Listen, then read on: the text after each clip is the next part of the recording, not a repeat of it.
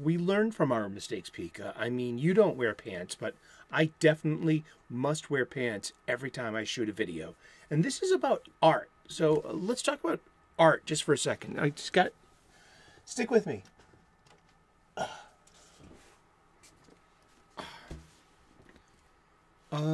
This is Andrew Wyeth's Christina's World. I believe the original is hanging in the MoMA in New York.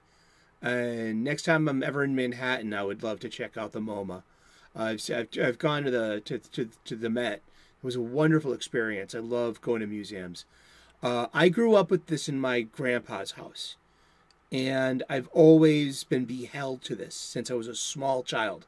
My mom instilled in me a huge value for art. Like, we had classic Greek, Roman, ancient Egyptian, Mesopotamian, just all the, to the Renaissance and to like Rubens' nudes and Cézanne's, fruit. And I appreciate art and to the Dutch masters. And so this is American art. This is art. This is Andrew Wyeth, and there's a big story behind this. But I just wanted to convey to you about the value and importance of art in our lives. I grew up with this. I'm going to hang this right. This is hanging in my room. I inherited this. Sorry. There we go. There we go. I inherited this, that piece from when my auntie passed, and it's a nice reminder of her. And I literally grew up with that. It's a print in a frame, but I grew up with that very same piece all my life, and I'm blessed to have that. Yeah, but you know what? We need to talk about comic books. Sorry, here we go.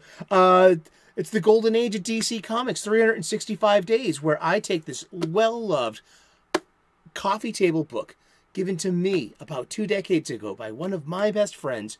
This has been surfing my coffee table ever since and has been a constant source of comic book shop-style conversations. Comic book shop-style conversations, the kind I intend to recreate right now, right here with you. So thank you so very much for tuning in today. What's the deal with this show? I'll tell you what it is. We use this book for its intended purpose. We open up to today's date. This is a 365 days book. That means it's a page a day. We're going to open up to today's date, which is December the 16th. We're going to look at some comic book art of an antediluvian age. We're going to read the blurb, and then we're going to talk about comic books. And we're going to talk about comic books every day for the rest of the year. We've been doing it all year long, and we're going to end this year strong together, having this conversation about comic books, something that we all love. That's why we're here. And so let's get to it. I hope you are clobbering your problems and not being clobbered by them. Just to let you know, this is a 2004 Abrams Press publication, written and curated by Les Daniels, Chip Kidd, and Geoff Spear. There is a link to their Amazon page in the description so you can get your own copy of this book. It will look great on your coffee table. It makes a great gift for a geek, I know. And let's get to it. Looking at our show notes, Pika is our executive producer. Pika makes us show notes. Thank you, Pika. I appreciate you. It is December the 16th. This is art by Frank Frazetta. Frazetta. Not Franzetta. Frazetta. This is art by Frank Frazetta from Adventure Comics number 115, August of 1950. The Shining Knight was a comparatively minor character, handled by several different artists during the course of 100 appearances. However, he is best remembered... Sláinte, to your health. I'm going to need more coffee. Oh, boy. However, he is best remembered today because, close to the end of his run, 8 of his stories were drawn by the now legendary Frank Frazetta. Starting in comics as a teenager, this artist eventually switched to painting book and magazine covers. This work brought him an international following and has influenced generations of illustrators.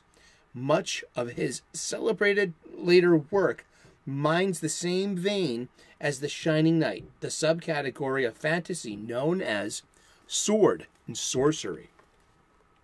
Here's some early Frazetta. Do you see the triangle in the middle of this? Do you see the composition? Do you see like the sides of the pyramid there? There's a triangle in the middle of this frame. It's evident in probably every Frazetta. It's like saying Georgia O'Keeffe. You'll find the Ionic or the Onyxial in every Georgia O'Keeffe.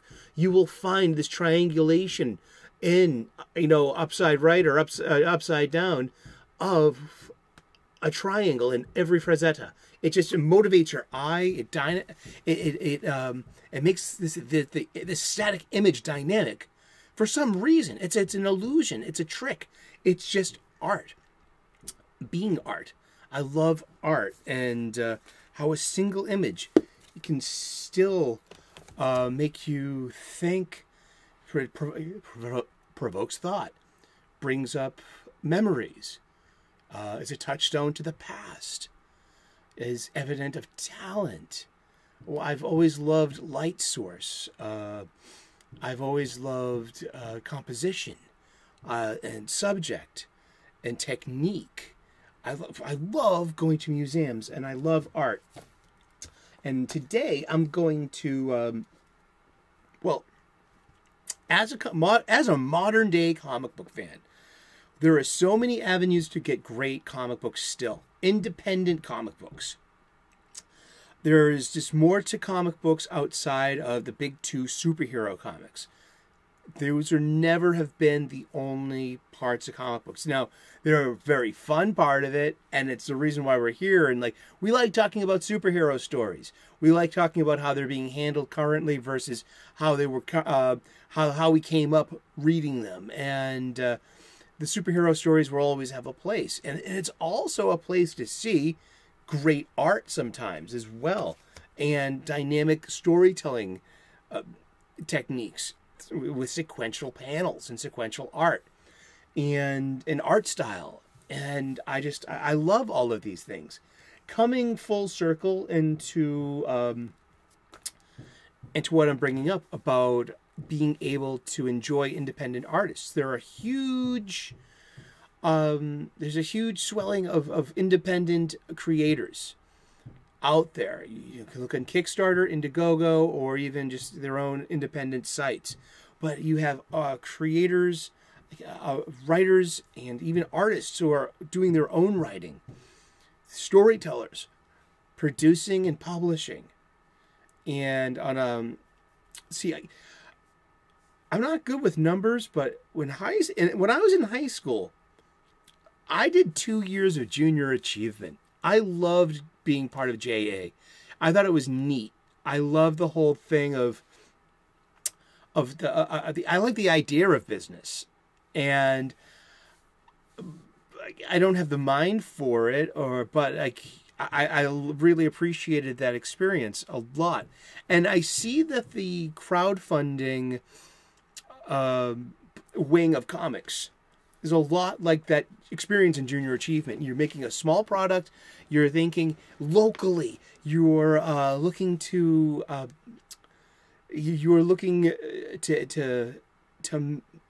produce and to succeed in a small market on a small level.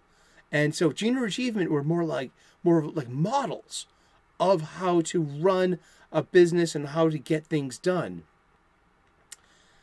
And seeing it, and I get to see this, 30 years later, 35 years later, in effect, like these models work. And I see that evident in these independent creators doing crowdfunding comic books. And I gotta tell you, because it's publishing, it's about producing art, it's about producing story, but it's also about publishing. And these mostly every time I get a Gemini mailer, on my doorstep, I'm always pleased, especially with the quality that goes in these books. The price point, it seems to always be about $25 to $35, with an additional $15 for packaging and shipping. So you're getting the Gemini mailer, but you're also, because you're kind of paying for the Gemini mailer and the shipping, of course, that's fair. But getting the Gemini mailer ensures that an undamaged thing. I mean, it's worth getting an undamaged good anyway. But the Gemini mailer is specifically made for the safe transport of your comic book, your periodical. Hello, Sláinte. Indeed. So, I like to hang out with my YouTube folk, and I'm honored and invited to be part of James Harris's The Ginger Ninja, his live stream, usually on our Sunday morning, his Sunday evening. He's got a lot of commissions to do, so from being part of Tokyo, Osaka, and Okinawa's Comic-Cons. So he's got a lot of work to do. So he's got a lot of commissions to make. So usually on a Sunday, he'll do an art stream and he'll show us his work. And he's a classically trained artist.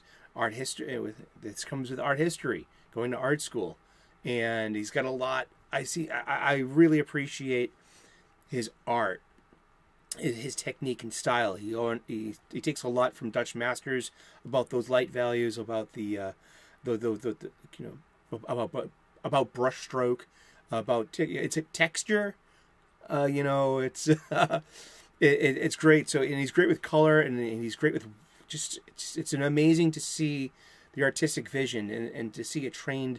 It's people have the same reaction with me when I cook, because that's my trade. I'm a skilled tradesman, and so I get that too.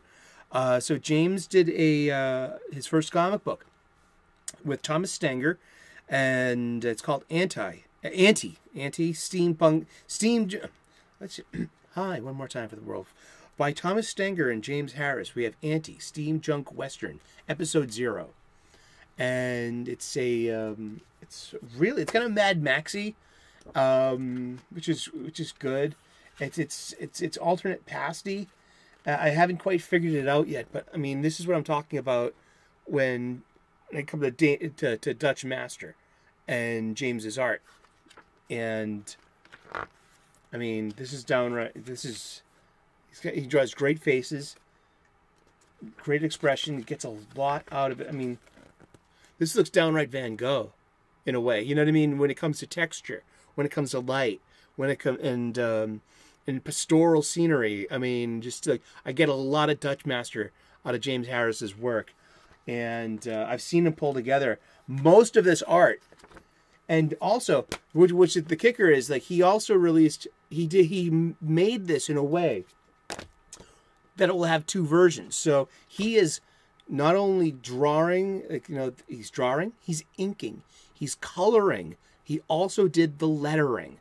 I thought the lettering on this was magnificent, because sometimes in lesser run publications, lettering can often ruin the experience of the story. If it's not good, our eye just immediately, if the word balloons are put in the improper place, if the font is off, the kerning, you know what I mean? There's it's a sublime art. It is lettering. I love lettering, and so James did this art so he could do it first and get his scan as a black and white, and then he went in and colored it again with his I think it was watercolors. I guess he does a lot with watercolors. He'll tell me when I talk to him next. So you can find me a lot of the times on his draw streams, on his art streams on a Sunday morning. So if it's 9 o'clock a.m. U.S. Eastern Standard Time here in Boston, I could be on with Ginger Ninja. and his crew. We've accumulated a Sunday morning crew, and that's nice. And but I got to see him pull together a lot of this comic book, and I will put the link in the description to the where you can get your own copy of Anti-Steam Junk Western Episode 0. It's interesting, and it leaves on a it leaves on a cliffhanger, and which is cool. I mean, yeah, all right. Comic books often do. I mean, because unless it's the ultimate issue, you know. But this is not meant to have a closed story. This is meant to have more, and I'm looking forward to it. And I'm very happy to have contributed to the publication of a comic book. It literally makes me a patron of the arts. I feel like I've come full circle as an art fan. I mean, seriously, we started off showing you I've had, this has been in my life for 50 years, a half a century. This Andrew Wyeth, Christina's World. There's a lot to unpack there. I mean, there's a story behind this, and I've also seen it pop up in Ron Mars's treatment of Kyle Rayner, especially during the Sinestro Corps War. I mean, Kyle Rayner, the Green Lantern of the 90s, grew up. Mara Rayner, his mother, had this on their wall growing up, and Kyle grew up to be an artist. I mean, yeah, I love DC Comics. I love Green Lantern. This is, here we go, full circle, coming back to comic books. But yeah, I'm just digging, you know, the art in this is great. You know, the color, playing with light source. I just, and then again, coming down to it, we have really good lettering and great art. I mean, just, yeah, and I'm looking really forward to sinking my teeth into the story more. And I have a stack of these Gemini mailers. I like being able to, I like being a patron to the arts. I do. It's fulfilling to me. I mean, I'm a blue-collar union chef. I mean, I don't live a hoity-toity life. I mean, how can I contribute to art? I do. I contribute to art directly.